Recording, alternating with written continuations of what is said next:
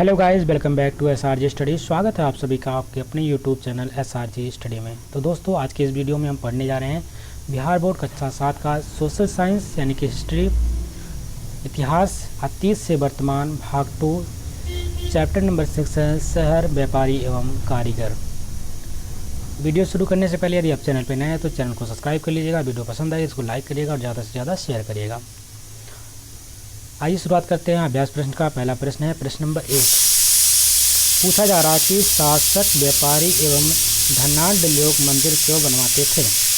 उत्तर लिखेंगे शासक, व्यापारी एवं धनाढ्य लोग मंदिर इसलिए बनवाते थे ताकि उनकी धार्मिक आस्था का प्रकटीकरण हो सके।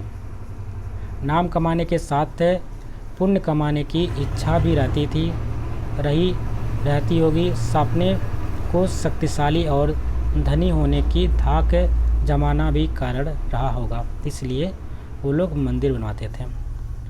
प्रश्न नंबर 2 है शहर में कौन कौन से लोग रहते हैं। तो उत्तर में लिखेंगे शहर में व्यापारी, दस्तकार, शिल्पकार, आभूषण बनाने वाले, सब्जी बेचने वाले, जूता बनाने वाले, रंगरेज आदि लोग रहते थे।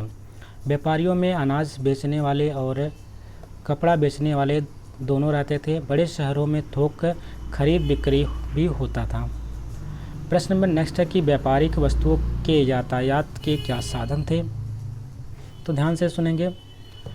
व्यापारिक वस्तुओं के यातायात के लिए सड़कें विकसित थे। सड़कों पर बैलगाड़ी, घोड़ा, खच्चर सामान ढोने के साधन थे। दूर दराज का व्यापार नदी मार्गों से होता था। तटीय क्षेत्रों में समुद्री मार्ग का उपयोग भी होता था। बंदरगाहों को अच्छी सड़कें द्वारा जोड़ा गया था। विदेशी व्यापार समुद्री जहाज़ों द्वारा होता था। ऊँट भी सामान ढोने के अच्छे साधन थे। प्रश्न नंबर 4 है कि 17वीं शताब्दी में किन यूरोपीय व्यापारी कंपनियों का भारत में आगमन हुआ। तो ध्यान से सुनेंगे। 17वीं शताब्दी में अंग्रेज और हॉलैंड, डच और फ्रांस यूरोपीय व्यापारी कंपनियों का आगमन हुआ। पुर्तगाली 15वीं शताब्दी में ही आ चुके थे। तो इसका तरीका भी था आप याद करने के लिए PDEF, ठीक है। तो सबसे पहले कौन आए थे, 15वीं शताब्दी में ही आ गया था पुर्तगाल, फिर उसके बाद डच, उसके बाद अंग्रेज लोग आए थे, उसके बाद फ्रांसीसी आए थे। तो ये सीरीज होता है, इस सीरीज़ के माध्यम से आप लोग इसको तैयार कर सकते हैं। आगे देखते हैं। प्रश्न नंबर नेक्स्ट है सुमेल कीजिए। सुमेल करके बनाना है। कौन सा मंदिर कहाँ पे स्थित है। तो आइए देखते हैं। पहला पॉइंट सुमेलित यहाँ पे करके दिखाया गया है। मंदिर नगर ये कहाँ पे है, तिरुपति में। तीर्थ स्थल पुष्कर। प्रशासनिक नगर दिल्ली को कहते हैं। बंदरगाह नगर ये गोवा कहलाता है। वाणिज्य नगर ये हमारा पटना है, ठीक है। तो ये मंदिर नगर किसको कहते हैं, तिरुपति को कहते हैं। तीर्थ जो स्थल हमारा पुष्कर है। प्रशासनिक नगर दिल्ली को कहते हैं। बंदरगाह नगर गोवा को कहा जाता है। वाणिज्य नगर पटना को कहा जाता है। आइए समझते हैं कुछ और प्रश्नों को। प्रश्न नंबर 6 है मध्यकालीन भारत में आयात निर्यात की वस्तुओं की सूची बनाइए। जो मध्यकालीन भारत था उस समय कौन कौन सी चीज़ें आयात होती थी, कौन सी निर्यात होती थी, उसके बारे में बताना है। तो उत्तर लिखेंगे मध्यकालीन भारत में आयात निर्यात की वस्तु की सूची निम्नलिखित है। पहला तो निर्यात की वस्तुएं, इधर देखेंगे आयात की वस्तुएं। इधर साइड में आपको लेफ्ट हैंड साइड में निर्यात की वस्तुएं और आयात की वस्तुएं। पहला पॉइंट है इसमें जो निर्यात की जाती है, मसाले निर्यात किए जाते थे, भेजे जाते थे दूसरे देश में। आयात किया जाती है ऊन के वस्त्र जो थे आयात किए जाते थे। सूती कपड़े निर्यात किए जाते थे और हम सोना मंगाते थे।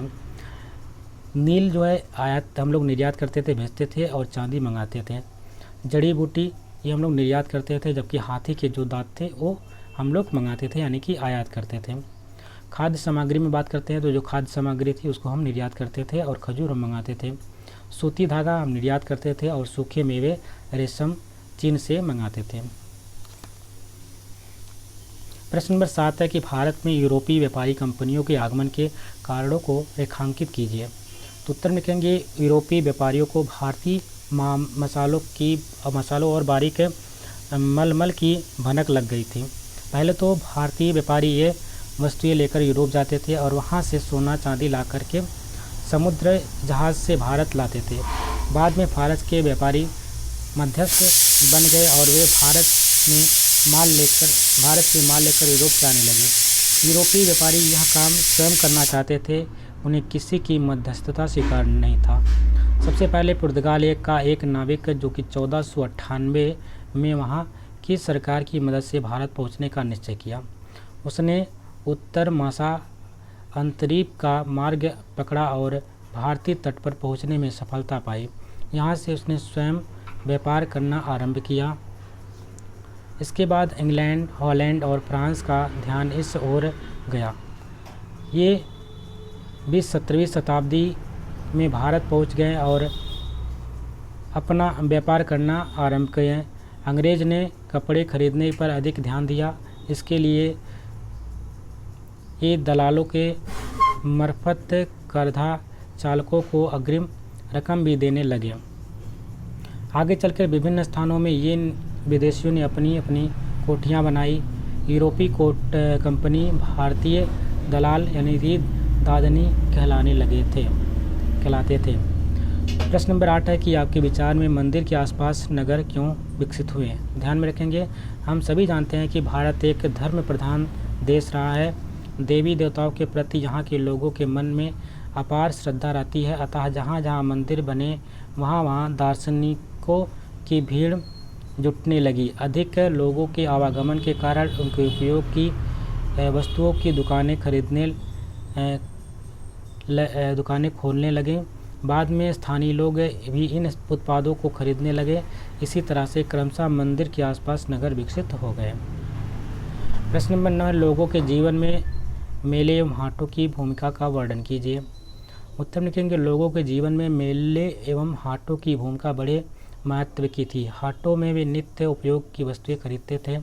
जो अन्न या सब्जी वे नहीं उपजा पाते थे उन्हें वे हाटों से खरीदते थे। मेलों का महत्व इन बात में था कि उत्कृष्ट वस्तुएं मेले में ही उपलब्ध होती थी। देश भर के कलाकार और शिल्पी अपने उत्पाद लेकर मेले में आते थे। वे ऐसी वस्तु हुआ करती थी जो सामान्यतः हाट बाज़ारों में उपलब्ध नहीं होती थी। लोग मेलों का बड़ी बेसब्री से प्रतीक्षा करते थे। वहाँ मनोरंजन के साधन भी उपलब्ध हो जाते थे। आइए विचार करें।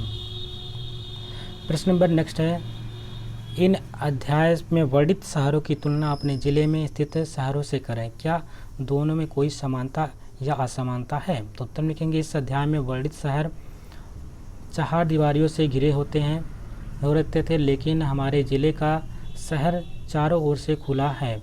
वर्णित शहर जैसे हमारे ज़िले में भी खास वस्तु के खास मोहल्ले हैं। यहाँ थोक और खुदरा दोनों प्रकार के व्यापार हैं। ज़िले में सरकारी अधिकारी भी रहते हैं। राज्य कर्मचारी के अलावा व्यापारिक कर्मचारी भी रहते हैं। हमारे ज़िले में शहर के सड़क और पानी की व्यवस्था के लिए नगर पालिका, जबकि वर्णित शहर में इनका कोई उल्लेख नहीं है। रात में सड़कों पर रोशनी का प्रबंध है, जबकि वर्णित शहरों में इनका कोई उल्लेख नहीं है। आगे देखते हैं। प्रश्न नंबर नेक्स्ट है कि धातु मूर्ति निर्माण में लुप्त मोम तकनीकी के क्या लाभ हैं? तो उत्तर लिखेंगे, धातु मूर्ति निर्माण में के लुप्त मोम तकनीकी के अनेक लाभ थे। पहला लाभ तो यह था कि इस तकनीकी से मनचाही आकृति की मूर्ति बनाई जाती थी। मोम बर्बाद नहीं होता था। पिघलाकर निकालने के बाद उसे पुनः ठोस रूप में प्राप्त कर लिया जाता था। इस तकनीकी में कम ही समय में अधिक मूर्तियाँ बनाई जाती थी। अब हम लोग इस चैप्टर के पाठ का सारांश देखेंगे। पाठ में नगरों के 4 प्रकार बताए गए हैं। पहला तो नगर है प्रशासनिक नगर, दूसरा है मंदिर एवं तीर्थ स्थलीय नगर, तीसरा है वाणिज्य नगर तथा चौथा है बंदरगाह अर्थात पत्तनीय नगर। प्रशासनिक नगर सत्ता के केंद्र थे। इन्हें राजधानी मान सकते थे। शासक और रनौ अधिकारी परिवार तथा नौकर चाकर रहते थे। शासक यहीं से सारा काम करता था। राज्य कर्मचारियों की आवश्यकता पूर्ति के लिए दुकानें हुआ करती थी। यहाँ थोक और खुदरा दोनों तरह के व्यापारी रहते थे। मंदिर तथा तीर्थ स्थलीय नगरों में भी दुकानें होती थी। तीर्थ यात्रियों की आवश्यकता पूर्ति यही करते थे। वहाँ की प्रमुख एवं प्रसिद्ध वस्तुएं दुकानदार ही बेचते थे।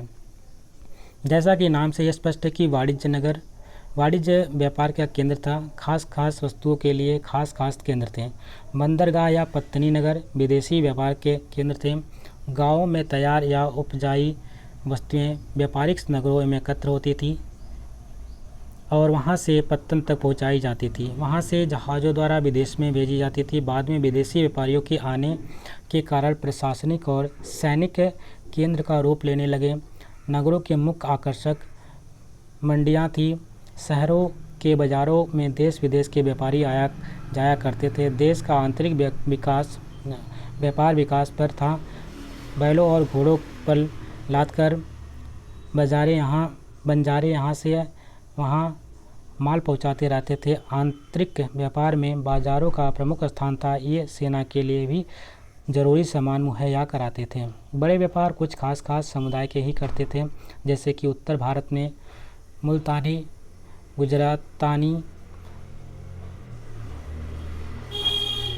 दक्षिण भारत में मलय, चेट्टी एवं मूर व्यापारी अरब, तुर्की, खुरासान के मुस्लिम व्यापारी थे। भारत के पश्चिम तट पर सूरत, भड़ौच, खंभात, कालीकट, गोवा आदि बंदरगाहों से मसाला, सूती कपड़ा, नील, जड़ी बूटी पश्चिमी देशों में भेजे जाते थे। तटीय पूर्वी तट से के बंदरगाहों में हुगली, सतगांव, पुलिकट, मसूलीपट्टनम, नागपट्टनम से कपड़ा, अनाज, सूती धागा आदि दक्षिण पूर्व एशिया के देशों में भेजे जाते थे। भारत में सड़कों का जाल बिछा था। कुछ सड़क बंदरगाहों से जुड़े थे। नदी मार्ग की प्रमुखता थी। बैलगाड़ी, बैल, घोड़े, खच्चर आदि व्यापारी के माल ले जाने के काम आते थे। लेन देन में सिक्कों की प्रमुखता थी। व्यापारियों का एक वर्ग सर्राफा का था। हंडियों का चलन भी था। सर्राफा बैंकर का भी काम करते थे। यूरोप के व्यापारी कपड़ों तथा मसालों के लिए भारत की खोज में लगे हुए थे। इसमें 1498 में पुर्तगाल का नाविक वास्को डी गामा उत्तर मासा अंतरीप होते हुए भारत पहुंचने में सफल हो गया। पुर्तगालियों ने हिंद महासागर से लेकर के लाल सागर तक के क्षेत्र में अपने को महत्वपूर्ण जहाजी शक्ति का इस्तेमाल कर इस रास्ते पर एकाधिकार प्राप्त कर लिया। पुर्तगालियों ने गोवा, कालीकट, कोचीन, हुगली, मलयापुर में अपने सैनिक अड्डे स्थापित कर लिए। काली मिर्च, नील, सोरा, सूती वस्त्र, घोड़े उनके व्यापार की मुख्य वस्तुएं थी। 17वीं सदी में अन्य यूरोपीय देशों ने भी भारत में अपनी पहुंच दर्ज कराई। इसमें से इंग्लैंड, हॉलैंड तथा फ्रांस के व्यापारी प्रमुख थे। इन्होंने तटीय क्षेत्रों में अपनी कोठियाँ बनाई। व्यापार के सिलसिले में इन चारों यूरोपीय देशों में संघर्ष हुआ, जिनमें सबको दबाकर अंग्रेज आगे निकल गए। ये छल और बल दोनों का इस्तेमाल करते थे।